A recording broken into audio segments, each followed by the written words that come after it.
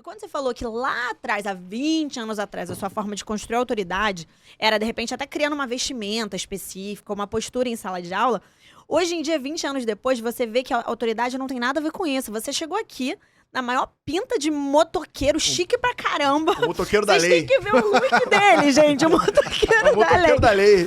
Cara, com um super background, com respeitabilidade absurda, um professor que o Rio de Exato. Janeiro inteiro conhece. Isso em nada tem a ver com a forma como você fala. Você é um cara extremamente leve na forma como você se comunica. Isso que eu ia abordar. Isso em nada tem a ver com a roupa que você tá usando, se você tá usando um terno XYZ, se você tá usando um óculos pra passar. Em nada tem a ver. A autoridade, ela vem da sua construção de conhecimento do que você fez. Isso, gente, é uma boa dica, porque em tempos de internet a gente confunde essas coisas, porque é natural confundir, né?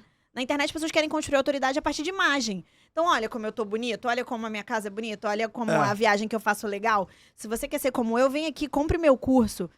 É o Autoridade curso não do tem cara nada que a ver com aluga o isso. Porsche, tira uma foto tem e, um não, monte. e anda de Uber, né? Eu, Ou o cara que até compra pra dizer que comprou, mas não tem onde morar. exatamente, Mora no carro. E Tem aí, até uma história curiosa sobre isso, só fazendo um parênteses rápido aqui, daquele Felipe Tito, né? Que ele diz que ele precisava vender, ele fala até isso no podcast, ele precisava vender, construir uma imagem de poder de um cara bem sucedido, e aí ele comprou, acho que é o Audi Q5 pra poder fechar um contrato com a Globo, e ele falou, não conseguia nem pagar a parcela. Mas graças ao carro eu consegui. Aí foi assim. mas aí também não é. tem, Mas, assim, isso é mundo artístico, Isso é um em um milhão que dá certo, né? Sim, exatamente. Mas Mas a maioria é curso pra vender só na internet. Exatamente. Mas aí, até botando, pegando o gancho que a Nath falou, da questão da autoridade construída, uma questão que sempre me trouxe às suas aulas, eu sempre gostei das suas aulas por isso, é a linguagem. Você não tem pudor nenhum em falar o carioquês clássico, de uma maneira, eu acho que até aproxima, conecta mais, visto que moramos no Rio de Janeiro, mas não é um empecilho não ser carioca para ter aula com ele, porque todo mundo entende de uma maneira simples.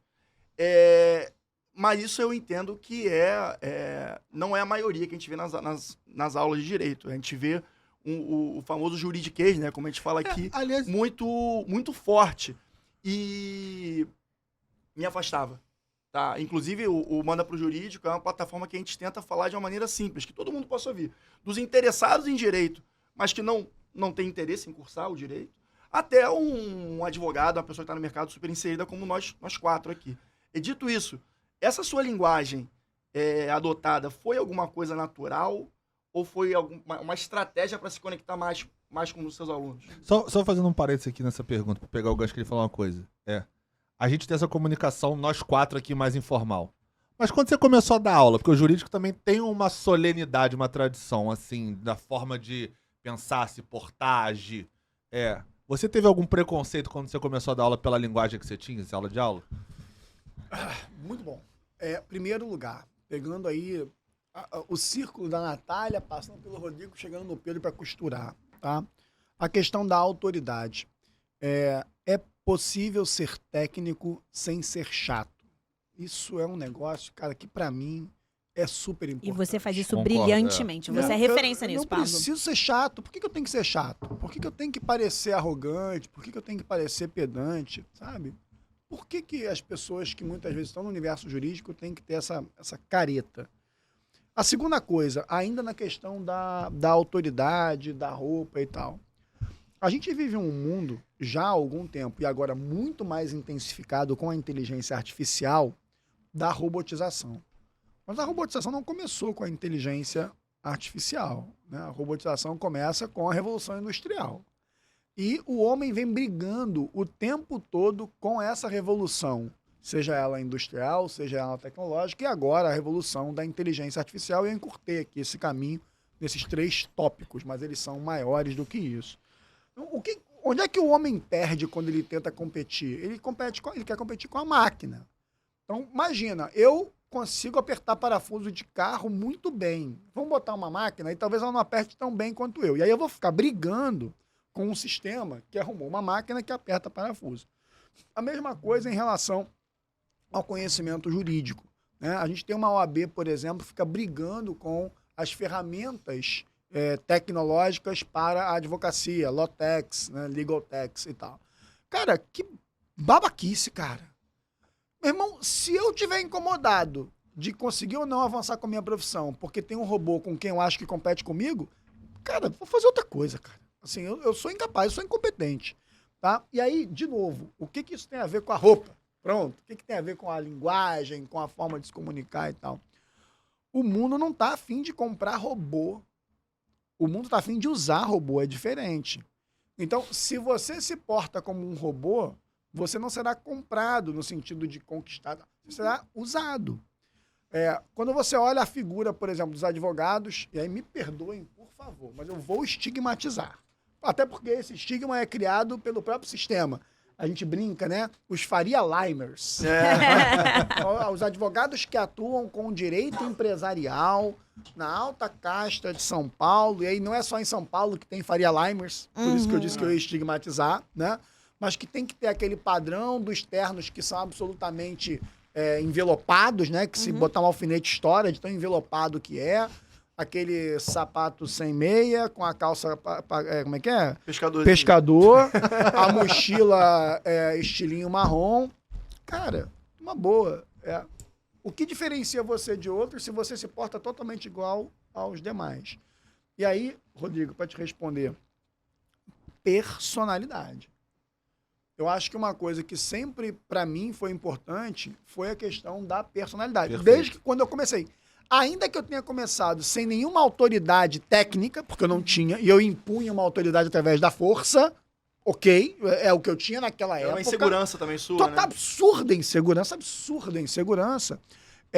Eu nunca deixei de impor a minha personalidade.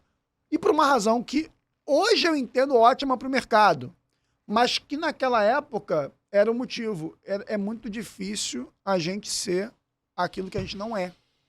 É muito difícil você dormir alguém que você não é. Muitas pessoas adoecem mentalmente porque vivem personagens e quando percebem são outra coisa. A gente vê algumas pessoas do meio digital, não só do direito, mas de outras áreas, que adoeceram, que tentaram suicídio, que saíram de cena um tempo para cuidar da cabeça. E quando você vai ver, boa parte daquilo é o conflito entre você e o seu alter ego.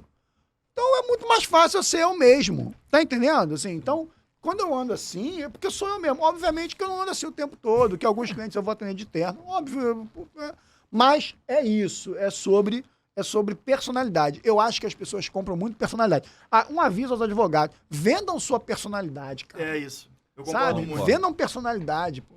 Aquele negócio de você ir pra internet, você quer fazer planejamento sucessório? A holding vai salvar a sua família. Você vai conseguir salvar o patrimônio porque o patrimônio pode ser corrido pelo imposto. O Estado vai tomar seus bens. Cara, tira... Pô, dá uma estudada e fala do seu jeito e tal. Exatamente. E não só nessa linguagem técnica também, mas eu também vejo a gente agora tá cada vez mais entranhado no digital.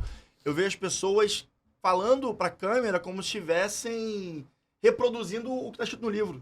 Só que, cara, o seu alvo é uma pessoa que não é advogada. Então você não tem que falar como se estivesse escrevendo um livro.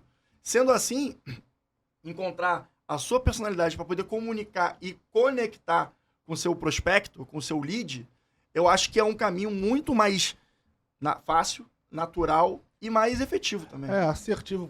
Cara, eu acho perfeito. Tem que ter personalidade, você tem que saber sua personalidade. Você não pode querer ser o que as pessoas querem comprar que você seja. Fala, pessoal, tudo bem? Vocês acabaram de assistir um corte do Manda Pro Jurídico podcast, o seu podcast que de juridica ou juridiquês. E lembrando que o episódio na íntegra também está disponível no nosso canal. Já que você viu esse corte até o fim, eu tenho certeza que você vai gostar do episódio inteiro. Sendo assim, além de poder acessar o conteúdo na íntegra, eu vou pedir para vocês nos seguirem nas redes sociais e também se inscreverem aqui no canal, tá bom? E para qualquer outra dúvida, vocês já sabem. Manda Pro Jurídico, valeu!